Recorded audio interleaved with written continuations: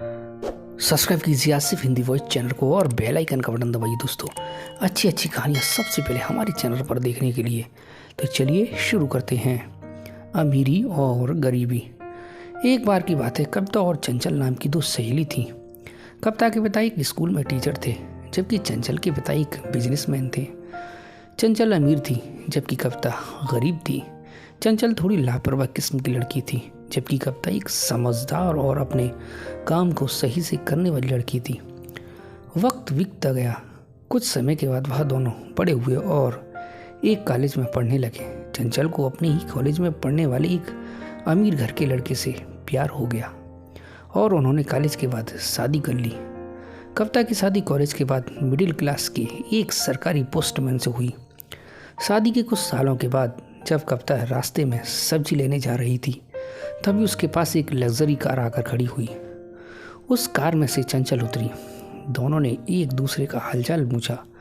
कविता ने चंचल को अपने घर पर आने का इनवाइट किया। इसके बाद चंचल कविता के घर पर गई। चंचल ने कविता के घर और उसकी लोकेलिटी के बारे में कुछ कहना शुरू कर दिया।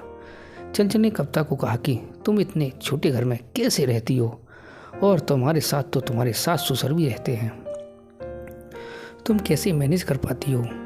लेकिन कविता ने चंचल की बात का बुरा नहीं माना और बड़ी ही समझदारी से उसका जवाब दिया। कविता ने कहा, जहाँ प्यार और मोहब्बत हो वहाँ छोटा घर मायने नहीं रखता। चंचल ने कविता को अगले दिन अपने लड़के के बर्थडे पर इनवाइट किया। कविता अपने पति और अपने लड़के के साथ चंचल के घर पर पहुंची। चंचल एक अच्छी सोसाइटी में एक बिल्डिंग में एक फ्लैट में रहती थी। चंचल ने कविता के सामने अपनी बिल्डिंग और फ्लैट की तारीफ करनी शुरू कर दी। कविता ने चंचल से जब उसके पति के बारे में पूछा तो उसने कहा कि वह आज अपने बेटे के बर्थडे में नहीं आ पाएंगे क्योंकि वह बिजनेस में बिजी हैं। वह बहुत बिजी रहते हैं। थोड़ी देर के बाद उन्होंने बेटे का बर्थडे सेलिब्रेट किया। इसके बाद कविता अपने पति और बच्चों के साथ अपने घर पर वापस लौट आई। अब कुछ दिनों के बाद शहर में एक बड़ा भूकंप आया, जिसके कारण चंचल जिस बिल्डिंग में रहती थी वह भी धराशायी हो गई। जब कविता को इस बारे में खबर लगी तो उसने चंचल को फ़ोन किया। चंचल ने बताया कि हादसे के वक्त वह बिल्डिंग में नहीं थी, लेकिन अब उनके पास रहने के लिए घर नहीं है। कविता ने कहा, तू तो सही सलामत है, तो मुझे कोई फिक्र नहीं। कविता ने अपनी सहेली को जब तक दूसरे घर का जुगाड़ नहीं होता अपने घर में आने के लिए कहा। चंचल अपने पति और बेटे के साथ कविता के घर पर गई। कविता ने चंचल को दूसरे घर के जुगाड़ होने तक अपने घर में बड़े प्यार के साथ रखा। चंचल को कविता के प्यारे बर्ताव और उनके परिवार के आपस में मिलजुल कर रहने के रवैये को देखकर बहुत अच्छा लगा।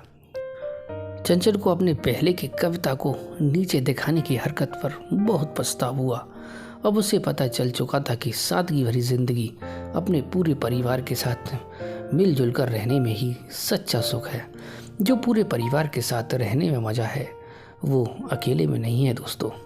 तो दोस्तों, इस कहानी से हमें बहुत बड़ी सीख मिलती है। दोस्तों, कभी भी किसी से भेदभाव नहीं रखना चाहिए, चाहे आप कितने भी अमीर क्यों ना हो जाओ।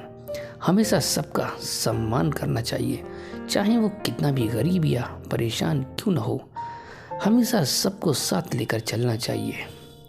और दोस्तों, आपने हमारा चैनल अभी तक सब्सक्राइब नहीं किया है तो दोस्तों चैनल को ज़रूर से ज़रूर सब्सक्राइब करें और वीडियो को ज़्यादा से ज़्यादा अपनी फैमिली रिश्तेदारों के साथ शेयर करें और वीडियो को दोस्तों लाइक ज़रूर करें।